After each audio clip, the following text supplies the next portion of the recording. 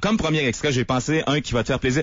Et Amuse-toi, je te donne de la glace. J'ai mis la main dessus sur Facebook grâce à David Ouellet, qui est du comité Québec-Israël. Ouais, ça a changé de nom, je pense, là, mais on comprend que c'est ce groupe-là de Montréal. Donc, je salue David Ouellet en même temps. Alors, Radio-Canada a beaucoup de moyens. Ils peuvent envoyer des équipes de reportage partout dans le monde. Cet été, la famine en Somalie, ça a été une grosse histoire. On a moins entendu parler qu'on aurait pu parce qu'il y avait d'autres histoires partout dans le monde.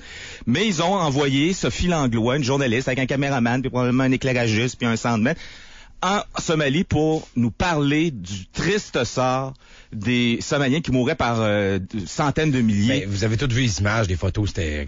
Moi, le cœur me serrait. Alors, mais là, il y a 2 humoristes qui nous ont annoncé, tout le monde en parle hier, qui étaient pour régler le problème. Bon, mais quand Sophie Langlois veut nous faire comprendre l'ampleur de la dévastation, la magnitude du malheur des Somaliens, voici l'analogie qu'elle fait.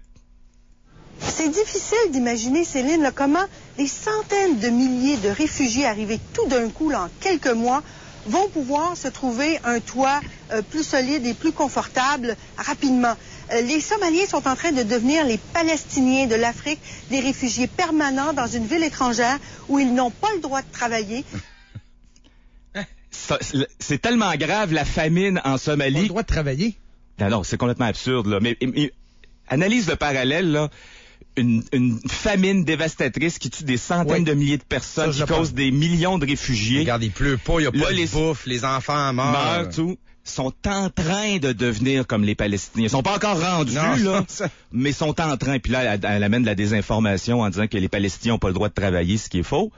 Un Gaza, une espèce de lien économique, c'est vrai. Là. Oui. Non, mais c'est vrai. Non, mais c'est vrai qu'il y a un développement économique très intéressant à Gaza. Même les musulmans, les Arabes, ceux qui restent là le disent. Là. C'est donc, tu sais, l'espèce de pitié, de discours de pitié autour des gens de Gaza, entre autres, si tu parles des Palestiniens, mais c'est un discours qui est galvaudé. Puis, tu sais, c'est une journaliste. C'est pas une éditorialiste, c'est pas quelqu'un qui est payé. Puis a été envoyé en Somalie pour parler d'une tragédie humanitaire. Le moyen de revenir sur la Palestine.